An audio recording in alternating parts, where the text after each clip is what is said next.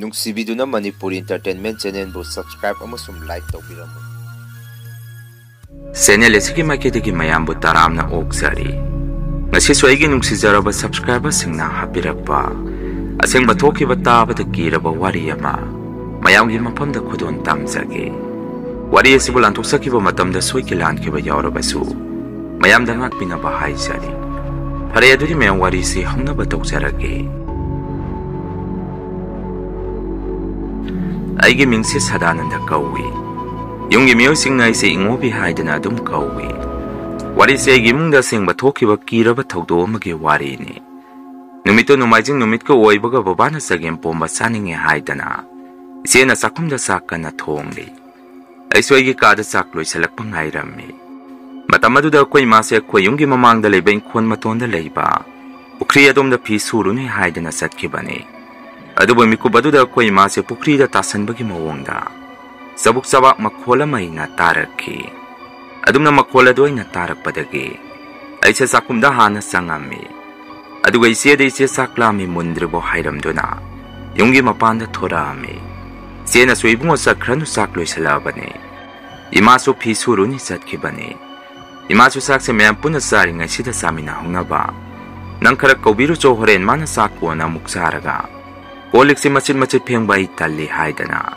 ꯏꯆꯦꯅ ꯑꯩꯉꯣꯟꯗ ꯍꯥꯏꯔꯛꯈꯤ꯫ ꯑꯩꯅ ꯏꯆꯦ ꯑꯩ ꯀꯔꯤꯃꯠꯇ ꯆꯠꯂꯣꯏ꯫ ꯄꯨꯈ꯭ꯔꯤ ꯑꯁꯤꯗ ꯃꯈꯣꯜ ꯑꯃ ꯇꯥꯏ꯫ ꯏꯃꯥꯁꯨ ꯆꯠꯈꯤꯕꯅꯦ ꯑꯩ ꯑꯃꯨꯛꯇ ꯌꯦꯡꯉꯨꯒꯦ꯫ ꯏꯃꯥꯒ ꯑꯩꯒ ꯂꯥꯛꯃꯤꯟꯅꯔꯒꯦ ꯍꯥꯏꯗꯅ ꯏꯆꯦꯗ ꯍꯥꯏꯔꯝꯗꯨꯅ ꯑꯩꯁꯦ ꯑꯩꯈꯣꯏ ꯏꯪꯈꯣꯜ ꯃꯇꯣꯟ ꯄꯨꯈ꯭ꯔꯤ ꯂꯩꯔꯤꯕ ꯃꯐꯝ ꯑꯗꯨꯗ ꯂꯥꯛꯑꯝꯃꯤ꯫ ꯃꯇꯝ ꯑꯗꯨꯗ ꯑꯉꯛꯄꯅꯤ ꯏꯃꯥꯗꯤ ꯄꯨꯈ꯭ꯔꯤ ꯑꯗꯨꯗ ꯇꯥꯁꯜꯂꯒ ꯀꯪꯐꯥꯟꯗ ꯀꯥꯔꯛꯄꯁꯨ ꯉꯝꯗ ꯊꯣꯡꯒ꯭ꯔꯥꯗꯨꯅ ꯈꯔꯒ ꯋꯥꯡꯕꯒ ꯑꯉꯛꯄ ꯐꯤꯕꯝ ꯑꯃꯗ ꯂꯩꯔꯝꯈꯤ꯫ ꯃꯗꯨꯗꯒꯤ ꯑꯩꯁꯨ ꯏꯃꯥ ꯀꯩꯅꯣ ꯇꯧꯔꯤꯗꯨꯕꯨ ꯍꯥꯏꯗꯅ ꯄꯨꯈ꯭ꯔꯤ ꯑꯗꯨꯗ ꯖꯝ ꯂꯥꯎꯅ ꯆꯣꯡꯊꯔꯝꯃꯤ꯫ ꯑꯗꯨꯒ ꯏꯃꯥꯁꯦ ꯑꯩꯅ ꯃꯁꯥ ꯄꯥꯏꯔꯒ ꯀꯪꯐꯥꯟꯗ ꯌꯥꯝꯅ ꯋꯥꯅ ꯆꯤꯡꯈꯠꯂꯝꯃꯤ꯫ ꯉꯥꯏꯍꯥꯛꯇꯤ ꯏꯃꯥꯁꯦ ꯒ꯭ꯌꯥꯟ ꯇꯥꯔꯝꯗꯦ ꯏꯁꯤꯡꯁꯨ ꯈꯔ ꯌꯥꯝꯅ ꯊꯛꯈ꯭ꯔꯕ ꯃꯥꯜꯂꯤ꯫ ꯑꯩꯁꯨ ꯄꯥꯈꯠꯂꯛꯄꯗꯒꯤ ꯕꯕꯥꯒ ꯗꯗꯥꯒꯁꯦ ꯄꯨꯈ꯭ꯔꯤ ꯃꯄꯥꯟꯗꯒꯤ ꯍꯧꯅ ꯃꯈꯣꯏ ꯇꯥꯅꯕ ꯀꯧꯔꯝꯃꯤ꯫ ꯏꯃꯥꯁꯦ ꯀꯔꯤꯅꯣꯃ ꯇꯧꯔꯦ ꯗꯗꯥ ꯑꯃꯨꯛꯇ ꯈꯔ ꯊꯨꯅ ꯆꯪꯉꯛꯎ꯫ ꯕꯕꯥ ꯑꯩꯅ ꯀꯧꯔꯤꯁꯦ ꯇꯥꯕ꯭ꯔꯣ ꯇꯥꯕ꯭ꯔꯣ ꯍꯥꯏꯗꯅ ꯃꯐꯝ ꯑꯗꯨꯗꯒꯤ ꯑꯩꯅ ꯀꯟꯅ ꯀꯟꯅ ꯀꯧꯔꯝꯃꯤ꯫ ꯑꯗꯨꯕꯨ ꯑꯩꯅ ꯀꯧꯔꯤꯕꯗꯨ ꯏꯆꯦꯅ ꯍꯥꯟꯅ ꯇꯥꯔꯕ ꯃꯥꯜꯂꯤ꯫ ꯏꯆꯦꯅ ꯆꯥꯛꯈꯨꯝꯗꯒꯤ ꯆꯥꯛ ꯊꯣꯡꯅ ꯕꯕꯥꯒ ꯗꯗꯥꯒꯗ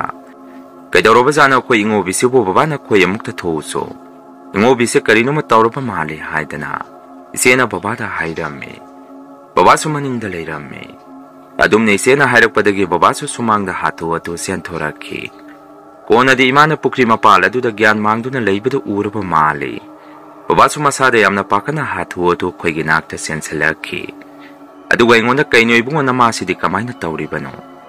ꯅꯠꯇꯦ ꯀꯌꯥꯝ ꯀꯨꯏꯔꯒꯦ ꯁꯤꯕꯣ ꯍꯥꯏꯗꯅ ꯕꯕꯥꯅ ꯏꯃꯥꯒꯤ ꯃꯁꯥ ꯄꯥꯏꯔꯒ ꯌꯦꯡꯉꯝꯃꯤ꯫ ꯑꯗꯨꯒ ꯏꯃꯥꯅ ꯉꯁꯥꯏ ꯊꯛꯈꯤꯕ ꯏꯁꯤꯡꯗꯣ ꯃꯆꯤꯟꯗꯒꯤ ꯀꯥꯝꯊꯣꯛꯍꯜꯂꯝꯃꯤ꯫ ꯗꯗꯥꯁꯨ ꯑꯩꯈꯣꯏꯒꯤ ꯅꯥꯛꯇ ꯆꯦꯟꯁꯤꯜꯂꯛꯈꯤ꯫ ꯑꯁꯨꯝꯅ ꯉꯥꯏꯍꯥꯛ ꯂꯩꯔꯒꯗꯤ ꯌꯨꯝꯒꯤ ꯃꯤꯑꯣꯏꯁꯤꯡꯁꯨ ꯂꯣꯏꯅ ꯆꯪꯅꯔꯛꯑꯝꯃꯤ꯫ ꯏꯇꯩꯃꯒ ꯏꯆꯦꯒꯁꯨ ꯆꯦꯟꯁꯤꯜꯂꯛꯈꯤ꯫ ꯑꯣꯏꯔꯝꯂꯤꯕ ꯃꯇꯧ ꯑꯗꯨꯗ ꯃꯌꯥꯝꯁꯦ ꯂꯣꯏꯅ ꯉꯛꯅꯔꯝꯃꯤ꯫ ꯑꯁꯤꯒꯤ ꯃꯇꯨꯡ ꯏꯃꯥꯁꯦ ꯃꯌꯥꯝ ꯆꯪꯗꯅ ꯏꯃꯨꯡꯗ ꯊꯥꯡꯖꯜꯂꯝꯃꯤ꯫ ꯀꯣꯟꯅꯗꯤ ꯏꯃꯥꯁꯨ ꯒ꯭ꯌꯥꯟ ꯈꯔ ꯂꯥꯛꯈꯤ꯫ ꯏꯆꯦꯅꯁꯨ ꯑꯩꯉꯣꯟꯗ ꯏꯕꯨꯡꯉꯣ ꯄꯨꯈ꯭ꯔꯤ ꯃꯄꯥꯟꯗ ꯀꯩ ꯄꯣꯠꯁꯦ ꯂꯩꯍꯧꯔꯤ ꯌꯦꯡꯉꯨꯁꯨ꯫ ꯉꯁꯥꯏ ꯑꯩꯅꯕꯨꯗꯤ ꯈꯔ ꯄꯨꯔꯛꯑꯕꯅꯤ꯫ ꯏꯃꯥꯒꯤ ꯁꯦꯟꯗꯟꯁꯨ ꯎꯗꯦ ꯕꯥꯔꯇꯤꯜ ꯑꯃꯁꯨ ꯎꯗꯦ꯫ ꯄꯨꯈ꯭ꯔꯤꯗ ꯂꯨꯞꯈ꯭ꯔꯕꯖꯥꯔ ꯍꯥꯏꯔꯛꯈꯤ꯫ ꯑꯩꯅ ꯃꯣꯏꯁꯦ ꯄꯨꯈ꯭ꯔꯤ ꯃꯄꯥꯟꯗ ꯂꯩꯔꯝꯒꯅꯤ꯫ ꯑꯩ ꯌꯦꯡꯉꯨꯒꯦ ꯍꯥꯏꯗꯅ ꯑꯩꯁꯦ ꯄꯨꯈ꯭ꯔꯤ ꯃꯄꯥꯟꯂꯣꯝꯗ ꯑꯃꯨꯛ ꯍꯥꯊꯨ ꯄ꯭ꯔꯞ ꯂꯥꯛꯑꯝꯃꯤ꯫ ꯑꯩꯅ ꯄꯨꯈ꯭ꯔꯤ ꯃꯄꯥꯟ ꯍꯦꯛ ꯌꯧꯔꯛꯄꯒ ꯊꯣꯡꯒ꯭ꯔꯥ ꯃꯈꯥꯗ ꯏꯃꯥꯒꯤ ꯁꯦꯟꯗꯜ ꯑꯅꯤꯁꯤ ꯏꯁꯤꯡ ꯃꯅꯨꯡꯗꯒꯤ ꯏꯈꯪ ꯈꯪꯍꯧꯗꯅ ꯕꯨꯠ ꯐꯥꯎꯒꯠꯂꯛꯈꯤ꯫ ꯑꯩꯁꯨ ꯉꯥꯏꯍꯥꯛꯇꯤ ꯏꯁꯥꯗ ꯁ꯭ꯋꯥꯏ ꯂꯥꯎꯔꯝꯃꯤ꯫ ꯅꯨꯃꯤꯠꯇꯣ ꯀꯔꯤꯒꯤꯅꯣ ꯈꯪꯗꯦ ꯑꯩꯁꯦ ꯄꯨꯈ꯭ꯔꯤꯗꯨꯒꯤ ꯊꯣꯡꯒ꯭ꯔꯥ ꯃꯄꯥ ꯑꯗꯥꯏꯗ ꯏꯁꯥꯗ ꯄꯨꯡꯀꯤꯗ ꯀꯤꯖꯔꯝꯃꯤ꯫ ꯏꯃꯥꯒꯤ ꯁꯦꯟꯗꯜ ꯑꯗꯨꯁꯨ ꯃꯅꯥꯛ ꯑꯗꯥꯏꯗ ꯇꯥꯔꯝꯕ ꯋꯥꯁꯥꯡ ꯑꯃꯅ ꯏꯁꯤꯡꯗꯒꯤ ꯂꯧꯈꯠꯂꯝꯃꯤ꯫ ꯑꯗꯨꯒ ꯑꯩꯁꯦ ꯕꯥꯔꯇꯤꯟ ꯃꯅꯨꯡꯗ ꯏꯃꯥꯒꯤ ꯁꯦꯟꯗꯜ ꯑꯅꯤꯗꯣ ꯍꯥꯞꯆꯜꯂꯒ ꯃꯐꯝ ꯑꯗꯨꯗꯒꯤ ꯊꯣꯔꯛꯀꯦ ꯍꯦꯛ ꯇꯧꯔꯛꯄꯗ ꯑꯩꯒꯤ ꯇꯨꯡꯗꯒꯤ ꯃꯌꯦꯛꯇꯤ ꯁꯦꯡꯗꯕ ꯈꯣꯟꯖꯦꯜ ꯑꯃꯅ ꯊꯣꯡꯒ꯭ꯔꯥ ꯃꯄꯥꯟ ꯑꯗꯥꯏꯗꯒꯤ ꯏꯉꯣꯕꯤ ꯍꯥꯏꯗꯅ ꯀꯧꯔꯛꯈꯤ꯫ ꯑꯩꯁꯨ ꯑꯗꯨꯝꯅ ꯇꯧꯔꯛꯄꯗꯨꯗ ꯏꯁꯥꯗ ꯏꯉꯛ ꯀꯪꯅ ꯇꯨꯡꯁꯠ ꯂꯥꯎꯅ ꯂꯩꯊꯣꯛꯇꯨꯅ ꯌꯦꯡꯉꯝꯃꯤ꯫ ꯑꯗꯨꯕꯨ ꯃꯐꯝ ꯑꯗꯨꯗꯗꯤ ꯀꯅꯥꯁꯨ ꯂꯩꯕ ꯎꯔꯝꯗꯦ꯫ ꯑꯩꯒꯤ ꯋꯥꯈꯜꯗꯁꯨ ꯀꯔꯤꯅꯣ ꯇꯧꯔꯤꯁꯤꯅ ꯉꯁꯤꯒꯤ ꯅꯨꯃꯤꯠꯁꯤꯗ ꯃꯐꯝ ꯑꯁꯤꯗ ꯀꯔꯤ ꯂꯩꯔꯕꯖꯥꯠꯅꯣ? ꯑꯁꯨꯝꯅ ꯑꯩꯁꯦ ꯏꯁꯥꯗ ꯑꯀꯤꯕ ꯑꯃ ꯐꯥꯎꯔꯛꯄꯗꯒꯤ ꯄ꯭ꯔꯞ ꯌꯨꯝꯂꯣꯝꯗ ꯂꯥꯛꯑꯝꯃꯤ꯫ ꯏꯆꯦꯗꯁꯨ ꯑꯩꯅ ꯏꯆꯦ ꯏꯃꯥꯒꯤ ꯁꯦꯟꯗꯜ ꯑꯅꯤꯃꯛ ꯄꯨꯈ꯭ꯔꯤ ꯑꯗꯨꯗꯒꯤ ꯑꯩꯅ ꯂꯣꯏꯅ ꯂꯧꯈꯠꯂꯛꯑꯕꯅꯤ꯫ ꯕꯥꯔꯇꯤꯟꯁꯨ ꯄꯨꯔꯛꯑꯦ ꯑꯗꯣ ꯏꯃꯥꯗꯤ ꯒ꯭ꯌꯥꯟ ꯈꯔ ꯇꯥꯔꯕꯣ? ꯆꯥꯛꯁꯨ ꯂꯥꯝꯃꯦ ꯆꯥꯛ ꯆꯥꯅꯕ ꯇꯧꯔꯁꯤ ꯍꯥꯏꯔꯝꯃꯤ꯫ ꯏꯆꯦꯅ ꯑꯃꯨꯛ ꯁꯨꯝꯅ ꯈꯨꯝꯃꯛꯏ꯫ Hoi hoi ise thiramage. Babaga nanga imagi manakta ngahak leibiro. Noigi hana saktu thibirage. Noi hek toga idi kona imaga saminarage hairakhi. Asumne isena sakumda sak thiba sangkringai. Babaga iga si imagi manakta leirami. Matamaduda babana imada sumna hairami. Nasadusu yamna lumme khangade. Nong takibagi thongraduna marol ama isangakta kasalaurabani. Fajana tamna yengaga satpa yadro hairami. Imana mo sumna khumai. Asi ngarang se mangha inung nungaite. Aduga ina ngasi wairisigo onthongna sanana tawrakreda. Asai thongra mathuktuda lepingai singda kaino yamna hainadaba mami ama tare. Madude ina ising kannaba konduna isingdo kange haidana hek paktharubada. Isase pukri eduda takiba khangaude. Mi mana tunglomdagi ilakpadongna su tawi. Aide dumna tawrakpadudagi haksang sina ising manungda leiringai. Wakhanda isi hingani haibadi khandrabani. Aigi sanupasi nuksikreda isanupa hiklamdraba. Nakoiga iga wari sanari se phangangwani thajadre. Aduna aidi isanupana haiba loina illadabani. Ibungo henkadi nangi purit piron subiyo yade haidana nasiga khanaruranu. Ima loina subirage. Isadani ima ningisi hairakhi. Imagi wapamaduda ina musumna khummi. Ima phi subagi wariga tokro. Matung manaude pukri ista phi subaga mata sapikhranu. Patra khudingai ne ising kalaga pipik thanna loina hapirage. Nasana marola masauriba hairami. Aigi wado tabada ima se noami. Babana musumna khumai. Nama nasana di noiba. Aidi matamamada thokiba thawdoma bu ningsingai. Thaina matamamada khoi masu. Thongradagi ontharaga leirambadagi aina thengnarakhi. Ado imado matam kuina leiramdre. Khara leiraga naraga dum sikhre. Khangre tawduisi masigi thongra makhong pukri mapala saida. Kari leirapano khangde. Matamamada koi babase su maiba wairame. Babana hingmenge pukri mapala saida dadum kari tawripano su khangde. Mafama saida dum leirame. Laitinga thado oma bazara khangde. Aduna ne aina numitungba matam. Numidang warum gumasina koina pukri da satkibasi. Isada mihun tawon sude. Hayang kay de pukri mapana pungpam yengdo na salu. Idea saida karino ma de layong kodra haida na kan na singnari. Kala leraga laitin kuram thoka yengasi. Ado nang suna thwai na mido kausanda ba yaroy. Saga isi kura saobodo siguma thwai mi kausan basi. Madi yamna haibani. Thaina mi thori yaluraga hingauba kaisi. Akoy kura saobana mathwai mami kaukatpa thori duna. Amukhana kaurakta ba laitin khweramba yamna tawbi. Haibani kura saobodo horen thengnaraga de purake. Aduga nangi waine singdagi na thwai na mido kaukalange haidana. Babana imada hairami. Imana musumna khumai. Yare tuwa nga saidagi tagi yauna tabani. Nang nangangi bawa mayamda lawba mata yadre. Aide kibo sum kisale. Namado siki haidana nang na hairi doido sirani hairi natro. Yare na thawai miga mata kaukat pirano. Wale na isai tumdo ina siyang lay tawraga kakwat sarurage. Miga mukni urano hairami. Babana mukmadu yaro ina inkon manung adu da layriba pukri asi.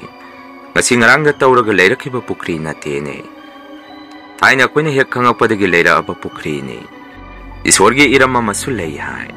Pukri kayaga su phangnay hai iramdo. Yamna lubane hore nay purake. Aduga kura saobodo ina taholasi hairami. Adumna babaga imaga si tawni tawroi haidana marei sum tawnarakhi. Isena su sakumdagi babaga iga sak thire. Sak sarasi haidana kaurakhi. Madudaina baba saklame lao. Wale namuk sanarasi warido. Imanang su pakat kanu karisu tawroi. Pukri da targa mi hekta siba yaba natte. Akoy saklame sak sarupige. Akoy sak saba sange ko hairamdo na babaga iga. Sakumda sak saba sangami. At maduda dadasu sakumda leirami. Maduday na dadanwi di saksaramani. Prensana ba isya din sang hapalo. Sagem pomba ni hairami. Tasyang madekoy dadasi nupi tire aduga tunga na sakre. Madugin enin sang pukro hairibasi. Asumna isu sakto oba matung ngahak pothage haidana. Pamung da sangaga iptarubadagi sagem pomba ka sasalubaga. Isase ngahak withakiba khangaude. Numidang wayam tasalakpadagi de babana sagagi pupu sauba. Yung masina langminarami. Aduga imagi thawami kaukatnaba tawrami. Hojiki pupu se su pukri mapana sangaga. Imagi thawami se kaukatpiyo yaramde. Madugi mod asumna hairi. Pukrida saludrobasu anakpa mafam masaidagi adum kaukalasi hairakhi. Akoina sum yengma matamdasu hojiki pupusi. Akoigi pukri mapala daidai sang dabagi mawang ama urami. Konadi babana sumna hairami. Ipan kaidaure haibana pukri sida sang babu. Pukri dagi thawaimi kaukatana lapna kamaina kaukaturige. Lawase ipan namang nupigaiga thungra mayanda lepamage. Mamsalakadore ngalingaida kuigataba nate. Sasal loisalase koi sangamage haidana. Babaga imaga di pukri mapanda sangki. Hojiki pupusi su babana adum na hairakpadagi. Era adu inatida parese lao sangasi haidana. Pukri mapanda sangki. Segaite maga dadaga kuisu. Makoina lai khuramidu matai amada lepaga munna yengtuna leirami. Pupudu na su isingdagi imagi thawaimido kaukatpa hek haurakpada. Dadagi pikriba masadu. Makoigi kaada tumaubudu yamna kana kaukhalakhi. Madudai masu ay sangagi angang haure hairamduna. Imungda sangki. Hojiki pupusna lai khuramduna imagi thawaimisi kaukhalingai. Thongarada lepiba imaga ahalasiga pukri aduda. Mamai do upthakige taurami. Dadaga iganasu kaino taurisipa tagadore. Lao kakal o hairami. Mataududa babasu ingak nang namunna yengaga leirami. Kona de ahaladuna sumna haire. Yarani karisu tauraroi. Hayangkaidi seksana sallu. Nakoigi asaisisu kara nali. Lao karasi hairaki. Imana mo sumna hairami. Karino ujikido butunga sidagi miyemana ilakpadong natawi.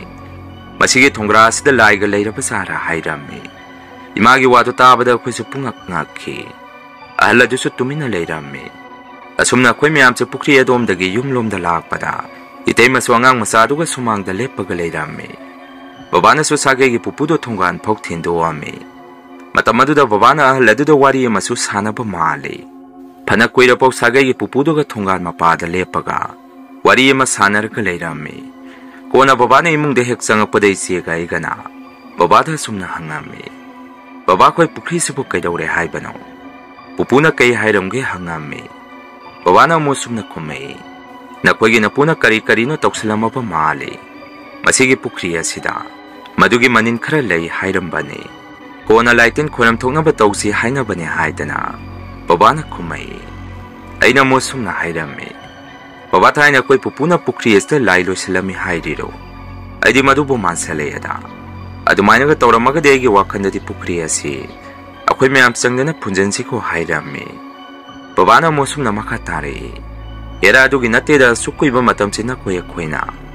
Mapam asida lerapasida pukri mapala sida bu karibu thengnarake. Ngasai namana pukri da taseluba sida na koina koigi wakhanda. Jajat khalaba mali. Aduguma karisu leite hairake. Numitogi nonghek nganbaga de dadagi angang apikpado. Masada yamna kana naba haurakhi. Nganglibadi numidang khudingi angang masaduna kapagi mong matawgumna. Pukri mapandagi su zap manana kapapa makholama. Imungi miyoi singna tarakhi. Nong maswahing nongyay amada kwedi kangaudre tumingai. Babana dadagi angang apikpado kapagi khonjel amatai haidana. Puklaung haugalubada. Angang kapagi khonjel adudi pukri mapandagi wairami. Matawduda babasu masada swai lauba mapokhi. Ahing aduda babana pamungdagi tamna kumtharaga. Thongnau hangtoktuna pukri mapala tumda yenguba matamda. Thongra mathakta mi ma sum lepaga leiba mami ma babana urami. Madu urubada babadi masadik thathakat ki mankiduna. Thongnau adu muklon salaga pamungda tamna sangami. Babana dumaina yengubadagi. Angang amana kapapagi khonjen tarakkibadu sap lepki. Dadagi angang dusu doktor yengbada phamalaktabadagi. Maiboina kauraga angang du yenghalami. Matamaduda amaibaduna somna hairi. Angang asi pukri da tasalubuga laikibra hangaki. Maduda imana somna kummi. Madudi laite. Hoit aibudi ngarang nahan pukri isda tarubadi laikre. Ado angang asite karimata taukidri kummi. Maibaduna musumna makatari. Aduga karigino angang asigi matwai mamina. Pukri isda laibadang nataurisibo. Nakoigi si mo ngamani. Ado pakat kanoy angang asigi matwai mamido. Aina pukri istagi kaukhatpige hairakhi. Babana sumuk waza ahingda pukri mapala saida. Aige suki kukap lakpo ka zap manana ahingda angang amana. Kapapa khonjel amasu hek tari. Masina kamdauri pasano hangami. Babagi wapam aduda maibadu su pungak ngakhi. Kuwana maibadu na wakhalama munna khalaba matung.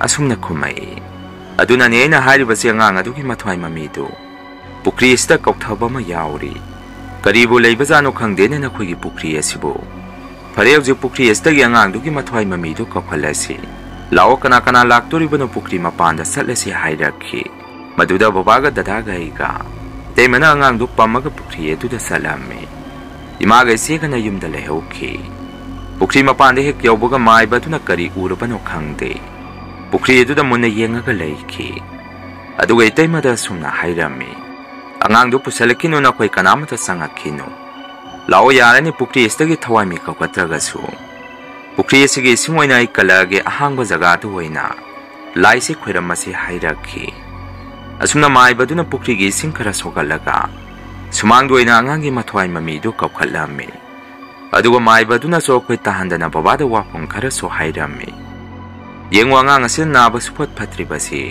atai karigi sunate mathwai mami du sing manungda leibagini aduga wapam amana thaina na khoigi hansingna lai sanaramaga masigi pukri asida loisalame hojikta matang kuiraba matungda sanarba lai adu pukri asida phongba haurakle nangi nupina pukri asida tasalui hairibadu pukri asida loisalamba lai duna singthabani thawai launaba aduga masigi matungna khoina haibada ahalamana mathwai mami kaukhatpi hairibadu madudagi so hauna ahaladuna nangi nupigi mathwai mami si pukri adudagi kaukhalubada lai adu yangna kaukhalure maduda angang adugi thawai midu ising manungda kausan khibani nakhoigi imung amadi inkhonse hantak marak mawong mai tau tawdro aidi tawrungkani khalli madu lai tu phongba horakpagini aduna hujiti ahanna sanarba lai se muk namsan khidaba yakhiroi haidana mai baduna babada hairakhi babade mai baduna hairpo wafamda tabada masada punga khek ngami kona babana mai baduda sumna hairami oza madugi waire khoi sagagi haladuna di maduda haladuna di pukri dagi kaukalugum si haidana akhoidadi yamna kana haijabani maduda ina khalibana pukri dagi kaukhatrabadi madubu yaduri brakhanduna akhoina haiman madagi haladuna kaukhatkhibani maduda dum pulap yawra bazani dana numitu de isu apikpasi su mamane imungda tumhalambani pukri edudagi adum hek tawrubadagi angang asisu yamna kana kaphale kona hujikta khanglagle angang asina kapibadu ado oza maiba hujikpo kari tawsigi hangame maibaduna mosumna khumei nakoina ai tawbiyo hairaga soi adum tawbige natraga mi atopa tahonge hairaga so aigidi kari so kaide sumaina horokpase amuk loisanba khara luna thoi yengo nakoi adubo khara thuna tahubuna di phaiko nakoige imungda khudongthiba taraktringe haidana maibaduna babada hairami babana muk phare oza maiba thubada loisin khinaba tawrasi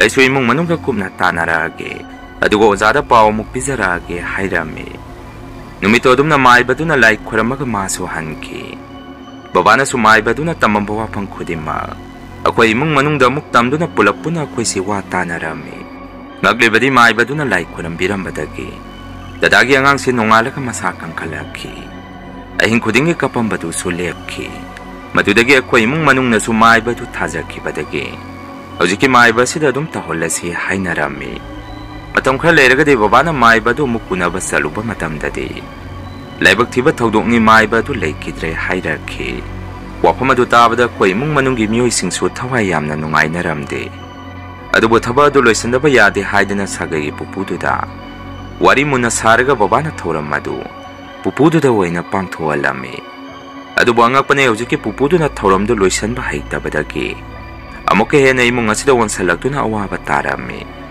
akhoigi imung se amamam toina tura tuna naba yekpa haurakhi ahingdaga se tamnabada khanglakpa ngamamde pukri mapala domda yungi mioi singsi nupa amagi khonjenda mafam adomda adum kaukthoraki matau kya sida dadagi angang apikpadu phawi teimagi mapamda thairami idema su mapamda matam khara angang duga leiki maramdi angang adu so muk nasalabade khoi su wa doribani leikidraba maibaduna hairamba wafam adu su yamna sumammi loisanbagi thabak thoramchi yamna loi nakoina ahibama khalaga pangtholo hairambadu yamna sumakhi khwaidagi ningba kaibadi ima so muk yamna kana nasalakpadagi itha thajadana khoibu thadokduna chatki babana nongma haikibadu chapchana thorami pukri asida koi boksu tasalubadagi matam kan kanadana laikide haibadu imada muk tarami Ima leikidabadagi akhoi wakhan yamna nungairamde. Babana saubadagi pukri asupa phulani haidana taurammi. Aduwa akhoi wari khangba lekai gi mioi singna. Pukri do phulukino thabak thorom adu loisantri baudi. Nakhoina pukri do kariguma phulurabadi matuna hena amukka waba taagani. Asumna lekai gi mioi singna harakpadagi babase themdana pukri do. Phulagum si thingammi. Adubu lamamada maiba ahibama leire haidana mina takpirakpadagi. Hojiki maiba si dadaga babaga khuyum satuna thiruduna. Maiba si da thabak thoromda loisanbiyo haisarammi. Ponadi maiba sina yum masida laktuna. Pukri edu da leiriba posa adu mapung phana loisanbirammi. Laibak phabadi maiba duna pukri du jo khoina phunjanba pamlagati. Phunjanba yarani hairakpadagi. Lai khurambadu loiraga pukri do phunjanki. Masigi matungdagi de kya thoidongna yum masida khudong thibadi tarakhidre. Masini mayam ngasigi rian horror story. Mathangi wari da mayam puna muk thengnarasi. Ngasigi di mayam dagi kainanaba bidai lokchari.